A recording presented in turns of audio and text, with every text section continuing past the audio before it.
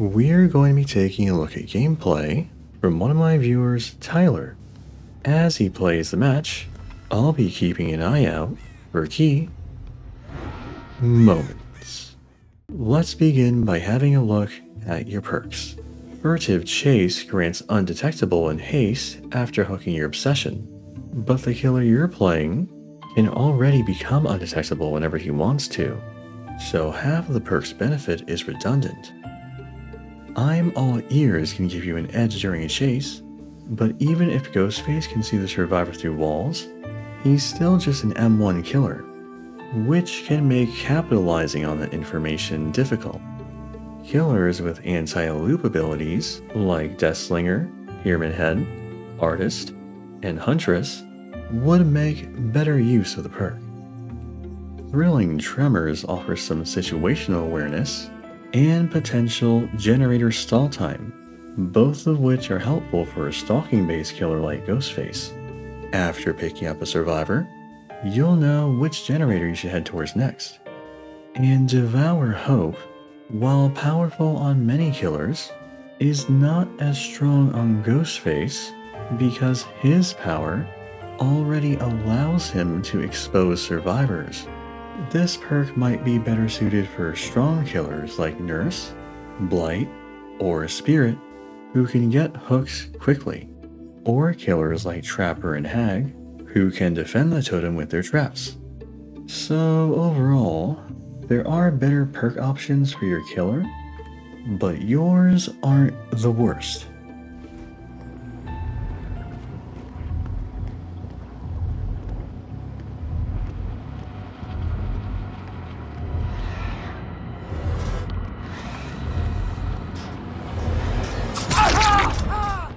Okay, so this whole chase didn't need to happen. As soon as you spotted Cage, you should have retreated behind the wall and stalked him by peeking around the corner. Remember, it takes 5 seconds to expose a survivor stalking out in the open, but only half that time if you're leaning from cover.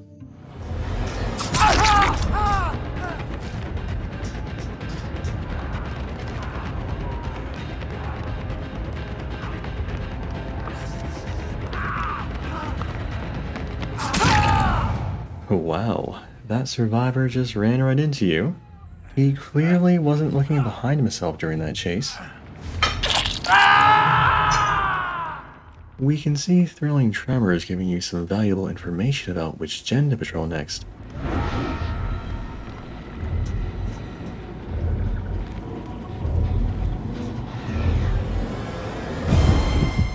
The moment you realized you were stalking David, you should have stopped, because he's running the No Mither perk. There's no reason to expose him when he's going to stay injured the whole match. David makes a stupid mistake here, dawdling by the window.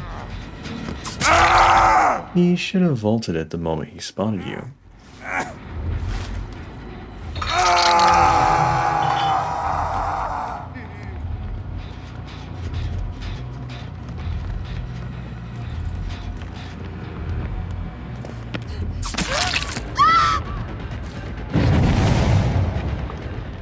I'm not sure what Claudette was doing, but she somehow squandered her speed boost. My guess is that she panicked and ran into a wall. Also, sometimes players can forget this when running Devour Hope, but if you're within 24 meters of a survivor when they get unhooked, you won't be awarded a token. You missed out on one during this chase.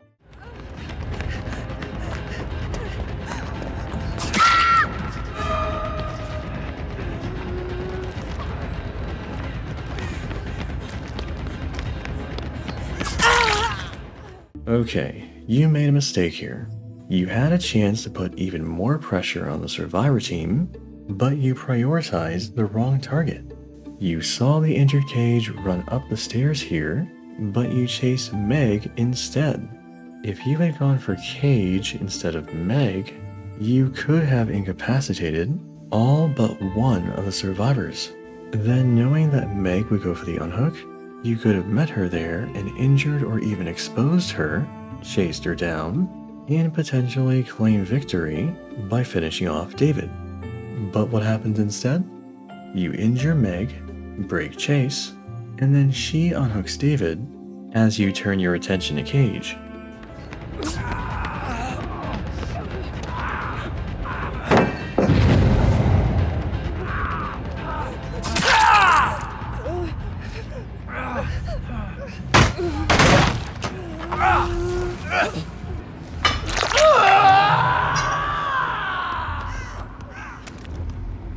It looks like you're leaving the hook to ensure you get your Devour Hope stack. If that's the case, you only need to walk away until the perk's icon lights up. Wandering further than that only increases your risk of losing the survivors.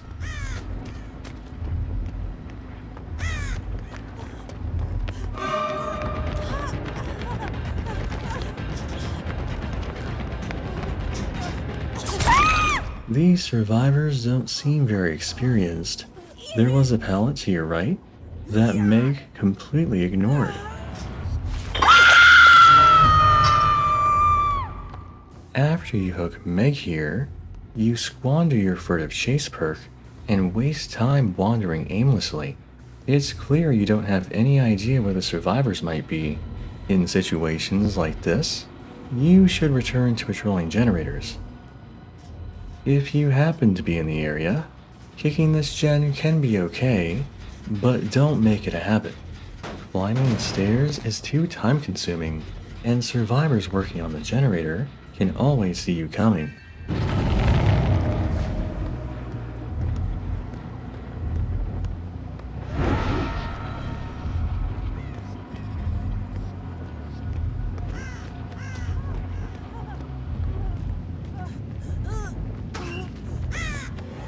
Okay, so you ignored the Meg there.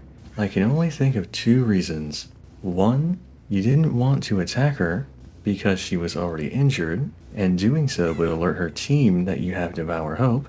Or two, she just got unhooked and you didn't want to tunnel.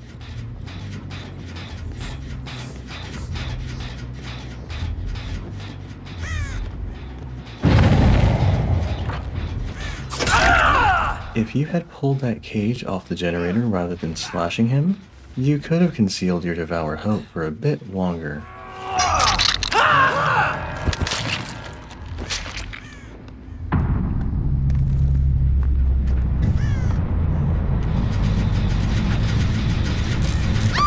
Looks like that Claudette was 1 second away from completing that generator. He did not want to let it go. Now this was a big mistake. You hooked Claudette just inches away from your Hex Totem. I've got to give you a broken key for that one.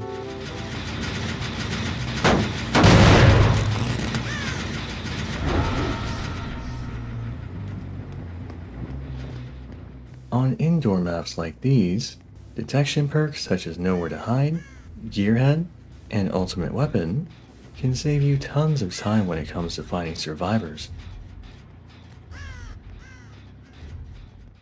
Another mistake here. You spotted this crow returning to its post, but didn't seem to know that they only do that 15 seconds after being disturbed by a player. In this case, it was David here that limped past the crow, and your lack of knowledge caused you to just barely miss him.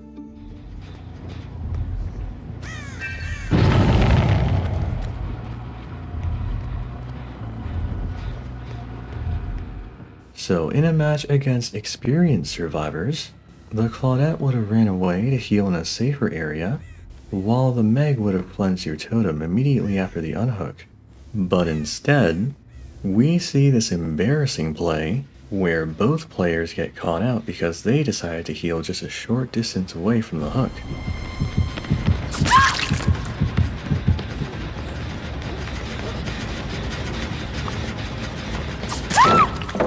Meg goes down here without much of a fight because she failed to look behind her during the chase.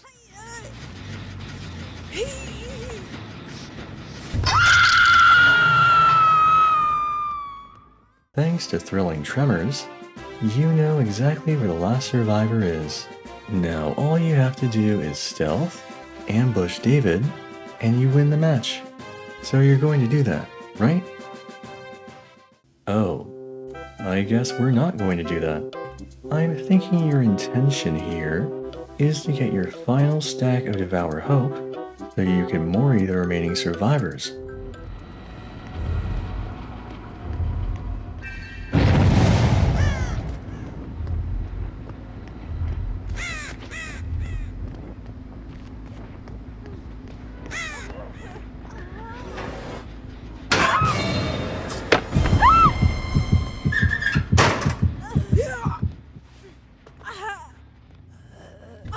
Yup, looks like I was right. At this point, it's pretty obvious that Tyler doesn't care much about efficiency or making big brain plays. It's not about winning by any means to him, it's about winning by his means.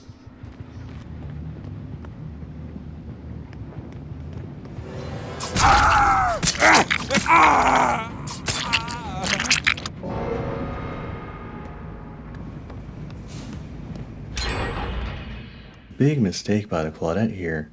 Popping gems when the hatch is open just gives away your location for no good reason. But all these players seem rather new, so I kind of expected as much. Also, if you want a faster way back to the bottom floor, you could have dropped through the hole beyond this door. I'll bet if you had taken that route, you could have caught Claudette before she found the hatch. Ah well. You got a 3K. Not a bad match. I think Tyler showed a rudimentary understanding of Dead by Daylight's game mechanics. He used his power to sneak up on survivors, attempted to cut off his enemies at loops, and seemed to understand how his perks functioned. However, his behavior made it apparent that he lacked expertise when it came to game mechanics, decision making, and map layout, missing an easy first down because he didn't stalk his victim properly, prioritizing healthy survivors over injured ones, and allowing Claudette to escape because he didn't know about the shortcut upstairs, were all signs of an inexperienced player. We can't forget the broken key I gave him either.